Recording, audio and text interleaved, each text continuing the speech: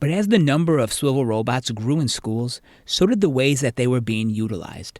Sure, administrators and teachers were using them to film lessons for observations or presentations, but in their daily communication with their education customers, Brian discovered a unique use for the device which hadn't been thought of much.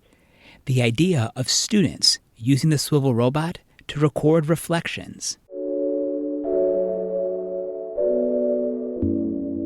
There were examples of teachers arranging their students in a circle in the classroom and them handing off the marker, which is the thing that the swivel follows, and it has a microphone in it, from student to student as they go around the room as a way for students to practice their language. The most driven and motivated teachers would go and edit that video down into clips that they could give to their students and have them reflect on that as a part of how they pronunciated this or what have you.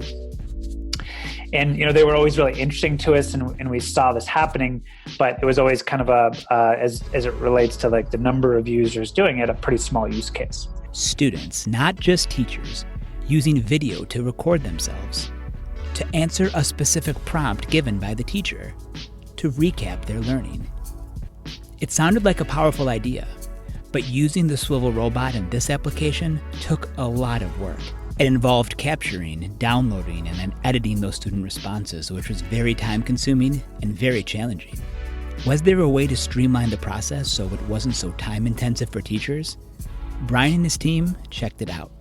We went and did some homework on why, what they were trying to do, why it was important, and found it was something that could be very valuable because using video as a piece of evidence for reflection or feedback wasn't popular at the time, but we knew it could be popular, and B, it needed to get dramatically easier than what we were doing with Swivel.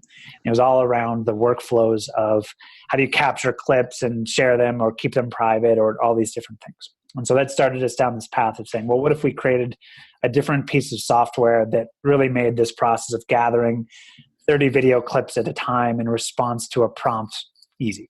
It's questions like this that led to the creation of Recap in 2015. Recap was released in a public beta and designed to be a website that would provide students with an easy way to reflect on a prompt, while at the same time providing a new way for teachers to assess student learning. Okay, class, let's recap. Recap is a free response and reflection app that lets you see how students learn. It prompts them to capture their thinking on video, making gathering rich insights easy.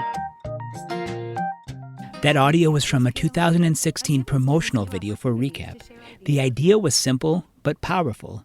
Teachers create a question or a prompt, and students film a video response using the camera on their device. After students respond, teachers could then watch those videos and assess their learning. Rachelle Dinapoth is a teacher, author, and educational consultant from Pittsburgh, Pennsylvania. Here's how she remembers Recap and some of the ways that she used it in her classroom. It was a great tool whenever I started to use it. I've even had students at the time back then say how much more comfortable they felt talking about things as opposed to in the classroom. And then as a result, they ended up feeling more comfortable because they built up their confidence using the video response. Rachelle was named a Recap Pioneer, one of about 50 or so educators featured on the Recap website to share their innovative uses of the platform. She believed that Recap was very well received by educators like herself. It was practical, easy to use, but more importantly, it helped save time, which was huge for educators. Recap was so simple to get started with, and I think that is what the draw was for a lot of teachers. Whenever I would have students respond to a prompt, the daily reel would come through and you could just kind of watch the whole, all of the responses, and it was so nice. I thought that was a pretty unique feature.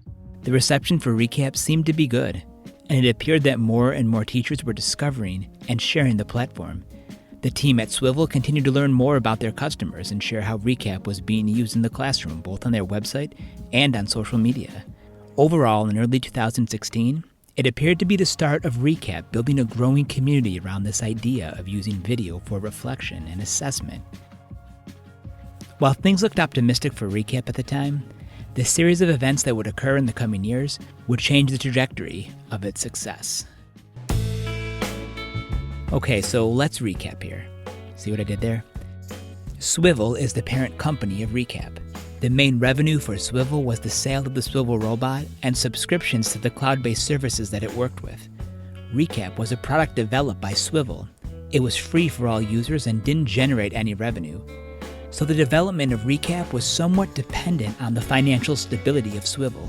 But around this time in 2016, Brian explains how a period of financial struggles drastically impacted Recap. In the fall of 2016, Swivel's business had a bit of a blip, I would call it, in terms of our stability and revenues. And we ended up having to pull back on our investment in Recap and go through a layoff, which is a difficult point in time for companies. So it's very, very painful.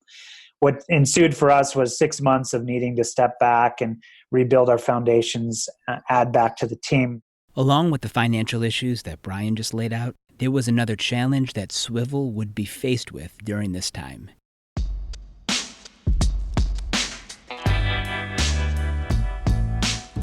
Several years before Swivel started developing Recap, there was another startup out of Minnesota that began working on a similar product. And by 2017, that platform was starting to catch fire. Dr. Charlie Miller and Bradford Hozak had developed a video response platform called Flipgrid at the University of Minnesota. Flipgrid and Recap essentially did the same thing.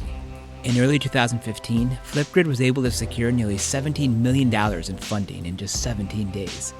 This capital provided the company with the resources and the people to continually refine and improve their platform. Flipgrid was also wildly successful at building a huge community of educators who were excited to share how they use the platform on social media. The result was massive organic growth. It was clear that in 2016 and 2017, teachers all around the world had caught Flipgrid fever, a phrase which was coined on social media and then adopted as a marketing slogan by the company. I would say the winter of 2016, 2017, and into the spring of 2017 is when their community really started to explode. Because this was already at a point in time where Flipgrid had raised this massive venture round of $17 million, which also has a lot to do with why they were able to build this large community movement. Brian's statement about the growth of Flipgrid is no exaggeration. In fall of 2016, Flipgrid announced a 450% year-over-year growth in new teacher accounts. They had eclipsed this record months later in January of 2017, announcing an 800% year-over-year growth. This type of quick success in a short period of time is not very typical in EdTech, and that's what makes what Flipgrid did during this time so impressive. And as a result, Recap was faced with not only trying to fend off some internal financial issues, but also had the challenge of trying to build a community around student voice at a time when Flipgrid was dominating the conversation. So what ended up happening was oftentimes their community would I'll try to describe it nicely, but kind of override our community. We would try to hold Twitter chats, but most often it would turn into a Flipgrid fan coming in and talking about Flipgrid and trying to recruit our users over. There's lots of kind of new ideas and applications we've contributed in our either from our community or just kind of thought leadership on the application of Recap. And it was very often the case that those would get co-opted by the Flipgrid community, but not noted the origin of those things. And I'm describing kind of the basics of it, but if you multiply that by 10,000 people talking very loudly, it gets very difficult to build your own community and some positivity about what you're doing. The financial issues and Flipgrid fever had limited some of the plans that Brian had for Recap. As a result, the Swivel team did try to add some new features with the Recap 2.0 launch, incorporating the idea of inquiry and questioning through Recap journeys. This was slightly different from the original version of Recap. Teachers like Rachelle found a lot of value in Recap journeys. You could still ask questions like you had been with the video response, but the difference is that you could create a question for the students and then it could kind of lead them onto their own direction or path and to go through and explore with different websites or things, different steps in the process. It focused more on the curiosity piece and like the inquiry-based student-driven learning and gave them kind of this like catalyst to maybe look and explore more on something they were interested in, and it let them kind of work through it in a more natural progression, like, oh, well, I found this now, this is interesting, oh, well, look at this thing, and move on to that different direction. But while educators likely appreciated the idea behind journeys, many still used Recap as they always have, a simple way to assess student learning through video prompts. While the intentions here were good, Brian considers the whole Recap Journeys experience a bit of a misstep.